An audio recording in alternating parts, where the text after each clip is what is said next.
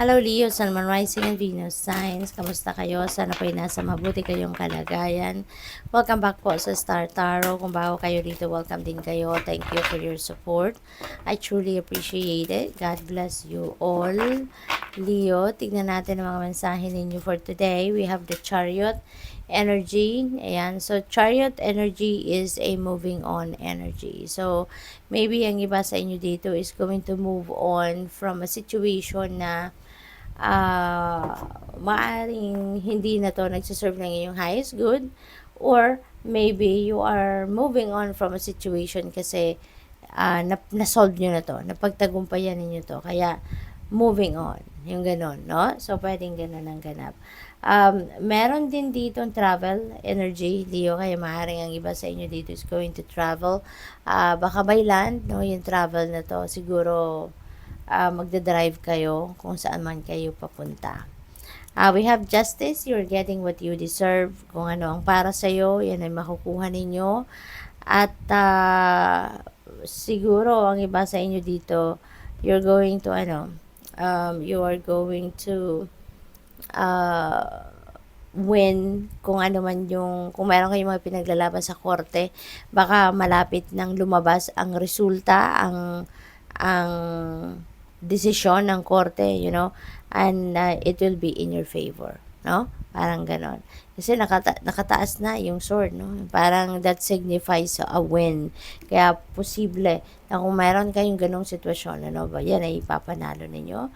And balance will be back in your life as well. So this is good kasi magsisimula na din kayo na ayusin ang sitwasyon sa buhay ninyo, and it's going to be the start of a more peaceful life, no? Yung ganon. So, what else? Queen of Pentacles, napakaganda nito, lalong-lalo na pagdating sa kaparahang aspeto.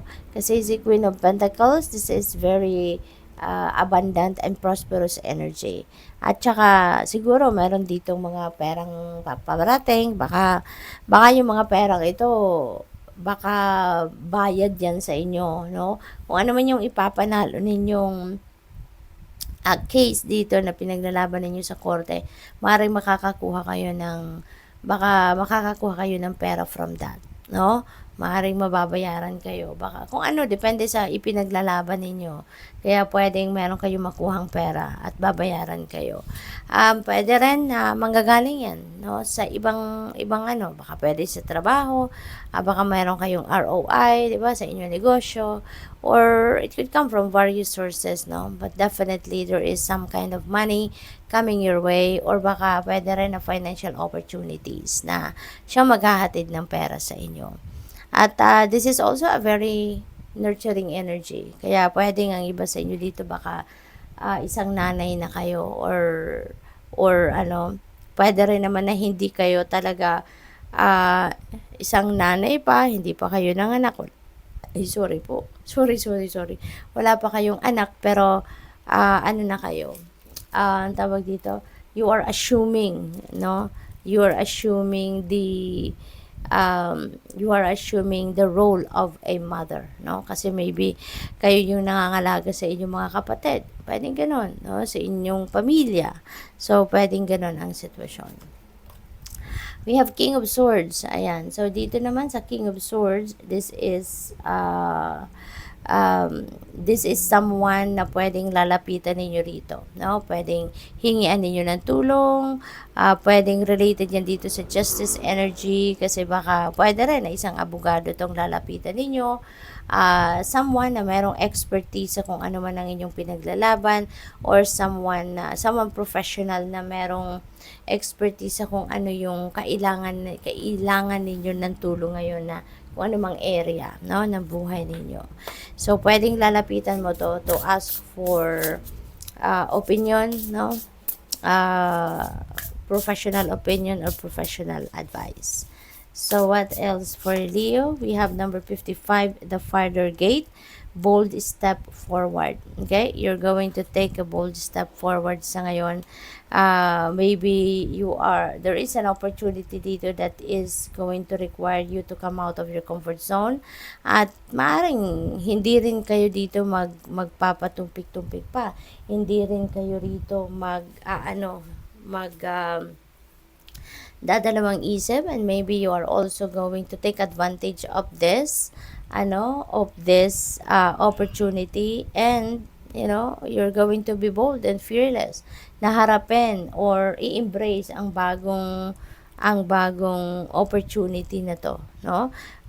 Pwedeng hindi ninyo alam, no? Baka uncharted territory ito, wala kayong idea, wala kayong kaalam-alam kung paano ninyo ina-navigate ang opportunity na to, but malakas ang inyong loob, no? Nasusubukan ninyo to, you're going to embrace it. What else for Leo? We have many masks, the authentic self. Ayan. So, Leo, meron ditong pagtatanggal ng inyong mask, no? Parang mawawala na dito. You're going to remove that pretensions. You're going to remove that yung mga yung pagbabalat kayo, parang ganun, no? So, you are going to be authentic na sa ngayon. Mas ipapakita mo na siguro ngayon sa mga tao yung totoong kayo, diba? Siguro unti-unti, you're going to be, magpapakatotoo ka na, hindi ka na mahihiya, hindi ka na magpipretend na kung ano man, no? At ipapakita mo na yung totoong ikaw, no? What else? We have number 49, skywriting the fates. Ayan.